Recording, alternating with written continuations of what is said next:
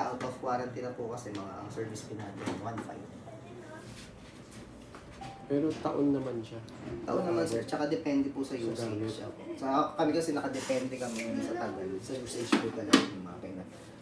Pagka talaga bugbog, wala na talaga. Meron siyang counter. Wala pong counter to na katulad ng Epson na kailangan i-reset annually. Oo. Meron siyang limit pero ano yun, yung limit niya sobrang dami na po kayong na-print no. 1,000 copies na bago nyo ma-reach yung limit niya ng mga parts. Talagang bawi na. So ito po yung unit, ito yung size ng 24 po. Load lang natin. Kasi yung nasa promo po natin, easy to optional. Kung hindi naman po kayo mag-A3, pwede natin kasi tanggalin to kasi ang price pa po nito is naka-promo rin. 6.5 pa po ito. Additional. O kaya ginawa natin optional. Pero if ever po na, kunwari hindi siya kasama ngayon, hindi namin kukunin. Tapos need na namin, pwede naman kami bumili Yes, naman. pwede po. Okay. Kahit lang kayo lang naman din po, pwede kayo mag-install. Okay po. Papadala lang natin. Yung operation yung po ng paglo-load niya, ganun. Kaya lang yung print head po kasi nito medyo poor na, kaya yung print out niya hindi ganun kaganda. Pero ito po ang output. Luma na po kasi yung head niya. Napapalitan yun. Yes po. Kasi magkano kaya yung... Kasi magkano po yung... Ang print head po is 13,500. Pagka po kasi nagpapalit mostly, nakapalit na ng 3,000 ml infired, mga ganun, or 4,000 ml infired. Depende rin po talaga sa gamit. Pagka ano naman po, ituturo naman yan kung paano i-maintenance talaga. Basta print lang naman po kayo ng print mas maganda. Pagka nai-stock po kasi, doon madalas nasisira yung head. Pagka hindi nagagamit. Kaya maganda po talaga, gamitin nyo ng gamitin. Saan po ba kayo sa Pasig? Rosario. Rosario. Sila RG13 kasi malapit. Ay ano, Kapasigan pala yun. Oo, kapasigan sila. RG13 po. Nakita ko sa Apo. Google. Tsaka Blueprint Express doon sa malapit sa City Hall. Yan, mga client po namin yun. Ganyan yung gamit nila. Tsaka ganito.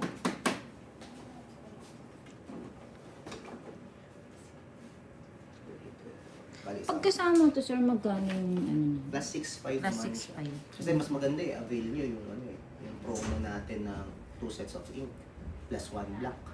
Doon sa 65k po. Mas maganda po yun. Sa 65 wala yan, no? Yung additional na yan. Additional na lang kayo ng 6.5. Pero ang presyo po niyan is 7.5 talaga.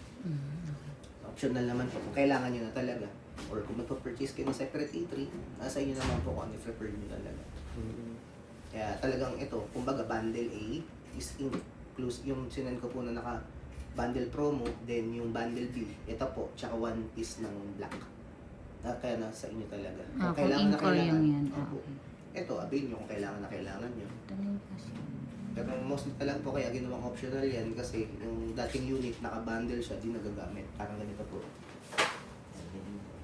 Dito po kasi sa unit nito, kasama na talaga siya.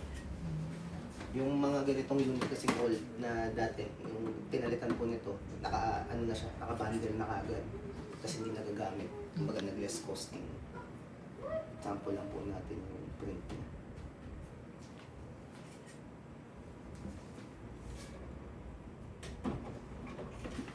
Medyo malabo lang na po yung print out niyan kasi lumanga po yan.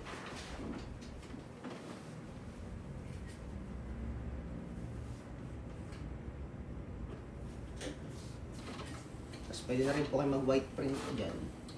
Yung black, yung black color. Pero ito na po kasi ngayon talaga. Kasi nga po, luma na head niyan. Ang demo purpose lang naman po. Ba? Pero ganun lang po siya kabilis mag-print. Kami sila na yung cutter.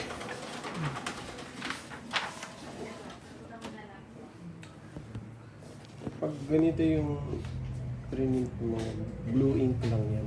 Blue, red, and black po. Pero, nagko-combine yes po, siya. tatlo. Pagka po yung tatlo na yun, 60% cyan, then remaining is hati na po yung black and magenta. Pero mas gamit po talaga cyan, next is magenta, black is for ano na lang, shading na lang yun eh. Kasi yun yung pigment ink po niya. Okay. Yan yung lines po niya. Ito lang yung sasabi ko pong poor na yung quality. Kasi po yung head niya luma na. So, papalitan na. Hindi siya na lilinis. 2023 pa po. Nalilinis po siya, pero mayroon po siyang dito sa system lang. Pero kami, hindi namin na talagang i-deep clean pa kasi lalong masisira. May mga nagaganon po, sila na gumagawa. Papalitin lang kayo ng head. Imbis na napapakinabangan pa, pinipilit nila siyasak sa kanila ng ink, nagre-refill ng ink, yun, lumalala. Nade-detect po kasi ng HP yun, pagka pinawarranty head, na iba yung ink. Kasi yung ink file po na nakikita nila ano yung paspec, pero sila na po kasi nakakaalam kung paano check yun. Ito po kasi ano siya, 2023 po yung print head. Kaya ito po 600 pa lang yung na-print kasi. Kaya lang po nai-stock nga siya, kaya rin ganyan.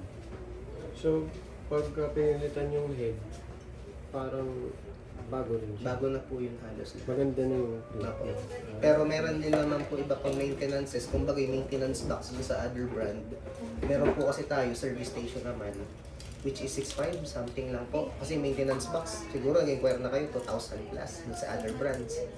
Na 1,000 copies lang, 1 to 2,000 copies po papalit kayo lagi. Bukod pa po sa ink card ng other brands, mas tipid po talaga to.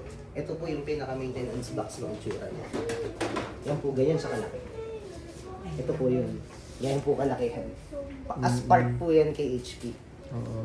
As ang cost lang is 6.5. No, 6.5 lang po siya. Pero ano yun sir? 25 print pages ng 25 to 30 or 30k print pages bago na po. Mga ano po yun, mostly roughly mga 5,000 to 6,000 to 7,000 po na ink file. 7,000 ml ink file bago mapuno. Dami nyo na ng print nun. Yun po ang ano niya. Kinaibahan niya dun sa other brands talaga. Yung maintenance box po kasi is as a part siya. Tapos, ito po, mura pa ang ano, ink file. Saan yung ano neto, sir? Yung sa ink? Ink po, ito po. Ito. Yan po yung inks niya. Pag nagpalit po or naglagay ng ink, naka ano na siya? Yan ang Iyan na lang siya. Para lang din siyang Okay. maliit na printer. Yung ganyan niya, cartridge. Color by color naman po yan. Basta huwag nyo lang po-force yung tatlong kulay po kasi magkakamukha na yan ng itsura. Pero hindi naman yan papasok kasi iba-iba po sila ng trade. Okay. Yan ako. Parang pwede na lang. Need ba natin ganyan si Jonathan dito? Ayun na. Okay, sige. Ganun na ba yung pagsaksak niya? Parang nadidetect na niya, di ba, nung pinasok mo yung papel. Yes po. Na, Siya na po magdedetect nag-ano, kung anong size. May size po tayo ng 20 and 24. Ano po yung depende sa inyo. Okay. Ano na, may nabili ka rin sa mga kapatid. Panimala talagang ito po. Tapos kung lalakas yung printing mo, pwede kayo mag-upgrade. Nag-ano na kayo, sir, ng paper? Yes po, meron. Parang ganun. Magkano yung ganito nyo? Ang ganyan po namin 24 is 550 pero may online naman. If ever man pwede kayo mag-reach out sa akin. Kunyari, may nakita kayong mura. Tingnan natin kung tama, maganda yung supplier na yun. Kasi sobrang dami na po nagbebenta ngayon yung mga papel. Kaya lang, pagdating sa inyo, low quality yung papel. Mahirap mag-suffer yung printing nyo. Kasi po, lalo na tao dyan pagkapangit yung quality ng papel. Ito po, trusted natin yung supplier na. 550 po, no? Anong brand ng papel? Actually, mga kanya-kanya na po. Puro generic na yan. Depende na lang sa... Ilang Depende na lang sa GSM supplier. ito? 80 po ito. 80. Standard yung 80. Nga po. Pwede naman din kayo kung sakali. Tingnan ko kung pwede natin kayo pasa dun sa may pinaka-supplier na is kung kakilala. Para direct na kayo. Kasi yung ink sa akin na lang, parang ganun. Kasi meron pong supplier ngayon, ink papel meron siya. Kaya lang yung papel niya, pangit. Pagka naman po nagkaroon kayo ng problem sa ink, meron din kayong ink, sir? kompleto po tayo. Papel, ink. Kaya lang medyo mataas lang sa amin ng konti yung papel. Pero rest assured naman po na quality yung papel natin kasi silang supplier.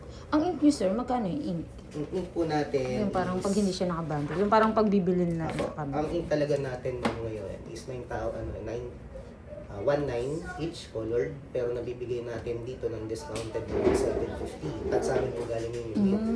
Lahat yun ng ink, sir. Black, blue. Lahat po ng Lahat, colored. lahat ng color. Yes, Fix ma'am. siya. 1,750 each, 29 ml. Then yung black po is 2,750, pero ang market is 3,100. Mas mahal kasi talaga black. Kasi Mahal yun po siya yung siya. mas ano. Yes, Okay. ma'am. Pero Pero 2,750 lang same sa amin. sila, sir, na 29 ml. Pati yung black. Medyo pricey lang siya. Yung black po 80. 80. Kaya mas mahal. Okay. Okay. Mas Sige. makapal siya. Mas makapal lang. Yun lang ma'am nilalaban namin, kaya binababaan namin kasi sa amin galing. Ngayon yung papel na sa inyo naman, kukuha ko sa iba. Kasi sa amin talaga ma'am, genuine ng text talaga. Kasi talagang authorized kami ni HP. Same, sir, nung kulay white na papel. 550 yung ano. Mas Or mura po siya, ma'am. mas mura ang white. Mga Tas ang 400 blue. lang yun. Okay po. Pero all. Pero yun nga ma'am, i-negotiate natin doon sa supplier kasi meron akong kakilala sa Marikina. Pwede kayo mag-direct. Sa papel. Sa akin na lang sa kanila papel. Kasi tie-up kami. Sige po. Hindi natin Mas malapit. indiretso ko kayo dun. Pwede rin lalamove lang po. Pati naman actually sa ink lalamove lang din naman po tayo. Pakita ko po yung inks. Sige po. Ang laki nito eh. Ito yung mahal. Oo, yun yung dito sa akin naman may 830.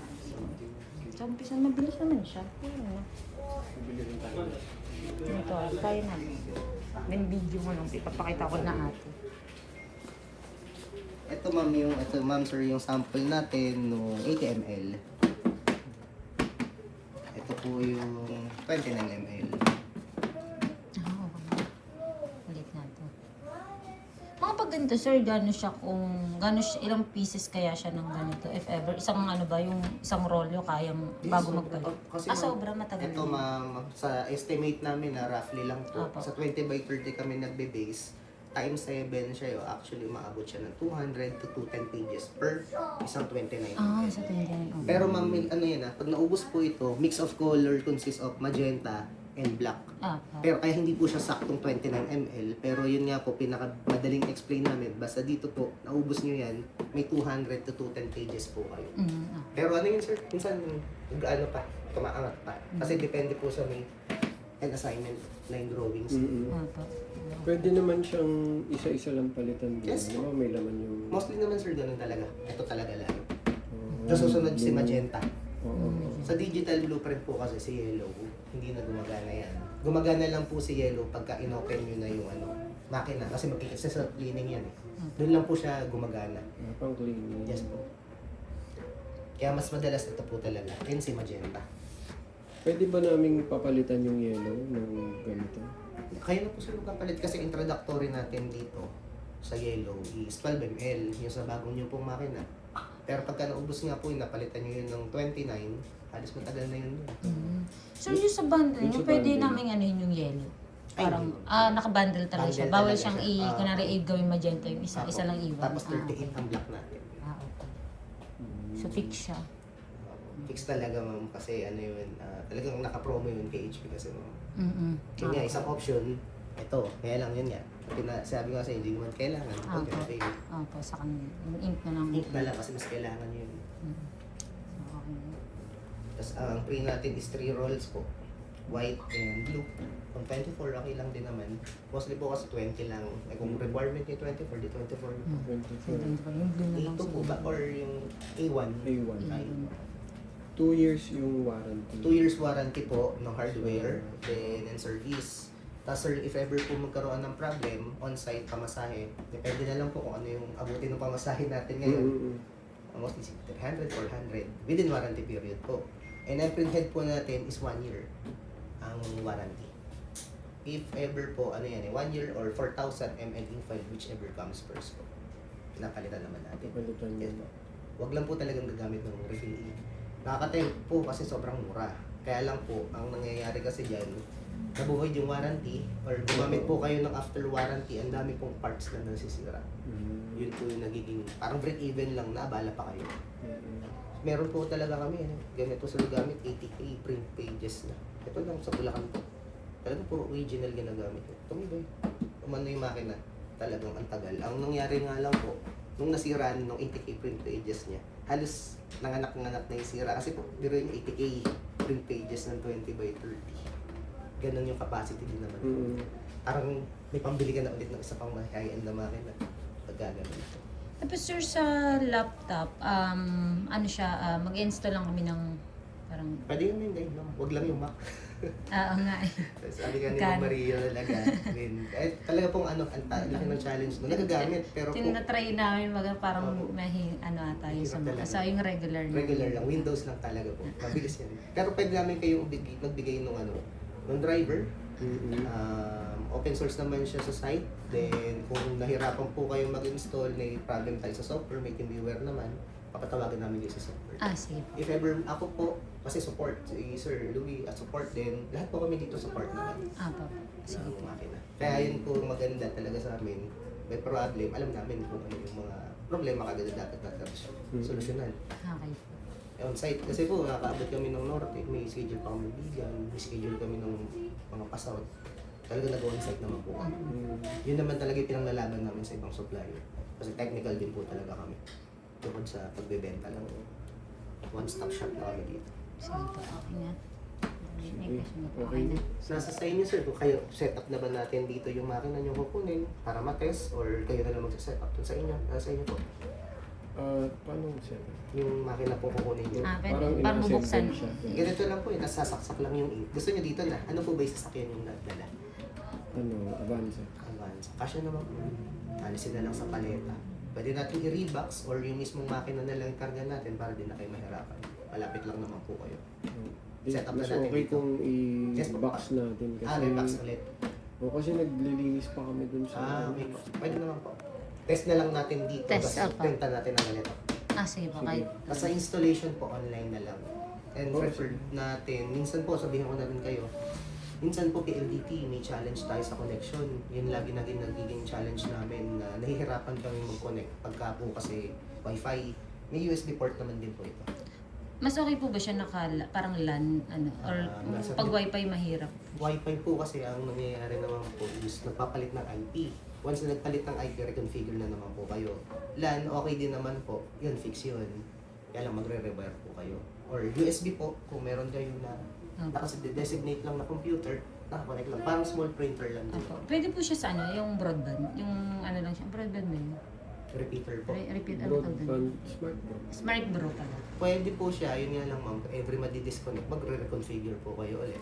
Kaya kung may laptop po kayo, preferred natin is USB cable na lang para printer USB. to Tsaka computer. yung laptop. Sila yung pagana. Ayun po. Maano naman natin yun kung ano yung convenient. Yun nga, Mas okay po ba laptop or yung desktop? Kahit naman po. okay Desktop, lang. basta yung may USB Yes, yan. ma'am. Okay. Oo naman po. Yung mga challenge lang din minsan kasi, minsan may mga bug po yung system, kailangan ng updates, yung mga ganun. Kaya may mga option po tayo ng Wi-Fi, LAN, or yung USB cable. 3 options yung connection natin. Kung saan tayo madadalian, or doon talaga uubra, doon natin ilalagay po. Sige. Ganun na lang. Okay po. Parang kailangan Wi-Fi. Wi-Fi. Yun Kasi lang. magkaibang lugar, magkaibang kwarto.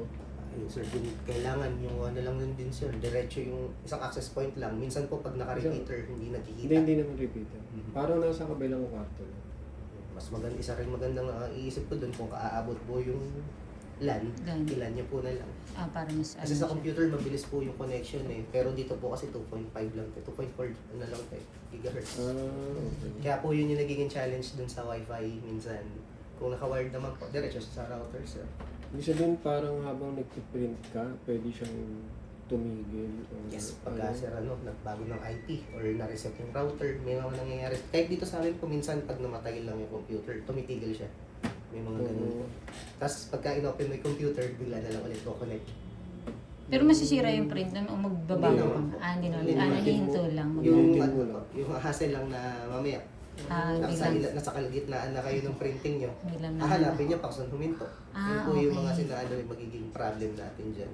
Kailangan parang nakaano siya sa wifi. Yung isang mas better na parang dun lang siya sa wifi na yun or Pwede walang ba? masyadong Magkano naman, matututunan nyo naman yun pagka mag-reconfigure lang na mag-reconfigure.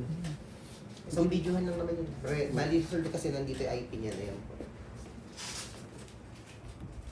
Yan po yung IP address namin. Sa ngayon, input nyo lang dun sa driver ng computer para po mag-connect sila. Hindi pala siya kagaya nung maliit na printer, no? Na pag na-execute Inaan niya nyo na kahit mag-disconnect nagpiprint pa rin siya. Ay, hindi.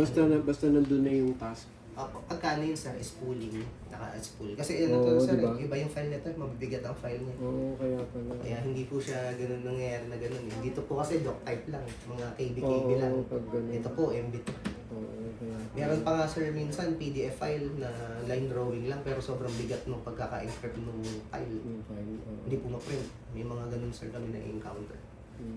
Depende sa data lang po. Pero pagka isang sheet siya pero iba-iba gumawa minsan, iba napiprint. May mga ganun po kasi kami na-encounter sa PDF. Mm. Pero ano, minimal lang naman po. Ano lang, trial and error lang din naman. Or sa other software nyo gagamitin, AWPS, may Adobe naman po tayo ngayon. Mm. Kailangan nyo po kasi yun, or HP Click. May HP Click pa po na isang driver na talagang preferred para kay HP. Yun nga lang sir doon, dapat naka-precise na lahat. Kunyari po, architectural, na naka 20 by, naka A1 na, A1 size. Pagka po dinrun nyo dun sa software yun, babasahin niya na kagad, i-print nyo na lang. Mm. May other option naman po, papasok pa sa third party software na mga WPS, Adobe, doon nyo po ipiprint sa set nyo isa-isa. Pero mas sure po yun kasi nakikita nyo yung size nyo kung pasok na. Yung layout mo siya. Ako yung layout. Kasi minsan sir, may papaprint naka A3, A4, gusto nilang ipalakihin na ano po yung size. Oo, magugulo. Nagugulo yung size. Nangyayari po dito sa amin kasi printing din po kami. Mas college po. Kaya pare size nila. Ano po ito? Dapat to A1, pero... Ay, ito tama na. A1. Iba po napuputol. Yung mga border po. Eh kayo, marunong naman kayo mag-end yung border, putol. Sabi, okay lang naman kasi ito lang naman yung hinahabol. Mm. Pa-demo na mga. Pwede po nating i-akyat na isang unit. Ah, sige. Sige po. Sige po, upo muna po kayo. Sige po.